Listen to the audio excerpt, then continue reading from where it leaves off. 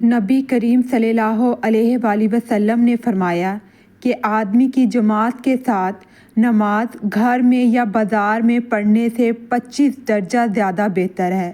وجہ یہ ہے کہ جب ایک شخص وضو کرتا ہے اور اس کے تمام آداب کو ملحوظ رکھ کر اچھی طرح وضو کرتا ہے، پھر مسجد کا راستہ پکڑتا ہے اور سوا نماز کے اور کوئی دوسرا ارادہ اس کا نہیں ہوتا، تو ہر قدم پر اس کا ایک درجہ بڑھتا ہے اور ایک گناہ معاف کیا جاتا ہے، اور جب نماز سے فارغ ہو جاتا ہے تو فرشتے اس وقت تک اس کے لیے برابر دعائیں کرتے رہتے ہیں جب تک وہ اپنے مصلے پر بیٹھا رہے۔ کہتے ہیں اللہم صلی علیہ اللہم ارحمہ، اے اللہ اس پر اپنی رحمتیں نازل فرما، اے اللہ اس پر رحم کر۔ اور جب تک تم نماز کا انتظار کرتے رہو